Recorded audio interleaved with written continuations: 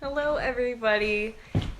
These are my audience members, and this is my speech on music and the mood that is created in a piece and how listeners interpret those moods. Think about your favorite song. You know, that song, the one that makes you feel some type of way. This way can be happy, sad, powerful. This can be that song that makes you want to dance, or that song that makes you want to cry into a bowl of ice cream while pretending you're in a rom-com. What does that song sound like? And what allows that song to make you feel that way? I'm sure everyone in this room listens to music, and every piece of music uses the knowledge of chords and their related moods to affect how a listener interprets the composition. And it is through these interpretations that the listener gains a deeper understanding and appreciation for a particular work. As a musician, I have experienced the thrill of songwriting and the difficulty that accompanies trying to create a piece that is both thought-provoking and emotionally charged to the audience. Thanks to the internet, I have been able to conduct thorough research on the mood of music, how it is developed, and how we form connections to the piece. First, I will describe the role that music plays in therapeutic relationships via music therapy. Second, I will describe chord progressions and their relationship to the mood of the piece, as well as how the listener interprets those chords. Finally, I will address other factors that contribute to the overall mood of the song. The overall mood of a piece can affect the relationship one has with the music and how they connect with it on a personal level. Music holds a special place in the hearts of many, allowing them to express themselves in ways otherwise difficult or unmanageable.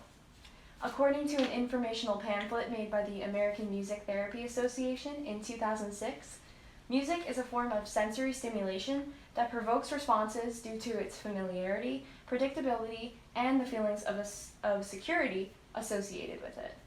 However, it is the mood of the music that allows the listeners to connect with it on a personal level. If a listener feels depressed, they may connect with a more somber song, while someone with behavioral issues may connect with rowdy and energetic moods or calm and peaceful moods to keep themselves centered. The American Music Therapy Association also states that music therapy allows people to address issues they may not be able to address using words alone, whether they be the listener or the songwriter.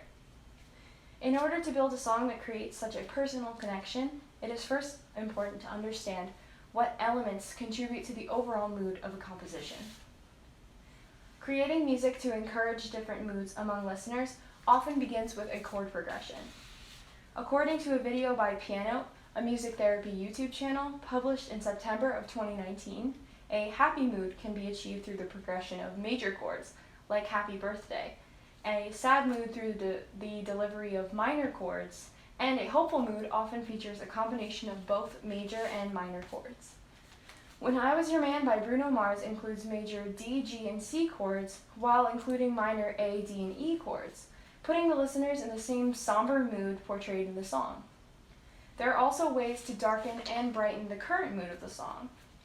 An article by Gary Ewer called Essential Secrets of Songwriting, published in 2019, suggests that a minor substitution for a major chord can turn the song in a darker direction, while a key change to a higher key can brighten the mood of the piece. The video by Piano states that generally, mixing major and minor chords allows the songwriter to easily brighten, darken, or change the mood entirely throughout the piece. Chords and chord progressions remain vital to the bare bones creation of a song and the mood surrounding it, though tempo and resolution can also affect the mood of the listener. Resolving the chord progression leaves the listener feeling settled with the piece, as though the ending was supposed to be there, and all elements of the song have come full circle. Piano suggests that leaving off on an unresolved note can lead to the opposite feeling, causing the listener to feel unsettled or even anxious due to the seemingly abrupt ending. The tempo of the song can have a huge impact on how the listener interprets the piece as well. Piano covers the idea that a slower tempo with notes in legato often inspires a depressing overall mood, while a fast tempo with many staccato notes evokes a pleasant and happy mood. Looking back on the happy birthday example, many notes in the song are played in staccato, or at least at a faster tempo. Amazing Grace by John Newton contains slow, legato chords, making it fitting for most somber occasions. Though these elements also contribute to writing a song with a specific mood, Gary Ewer from the previously mentioned article claims that chords will probably affect the mood of the music more than any other. Every element of development is important when it comes to writing an effective mood in a piece of music. Now that the speech is coming to a close, let's briefly review what we've discussed. First, I described the role that music plays in therapeutic relationships via music therapy. Second, I described chord progressions and their relationship to the mood of the piece, as well as how the listener interprets those chords. Finally, I addressed other factors that contribute to the overall mood of a song. Every piece of music uses the knowledge of chords and their related moods to affect how a listener interprets the composition, and it is through these interpretations that listeners gain a deeper understanding and appreciation for a particular work.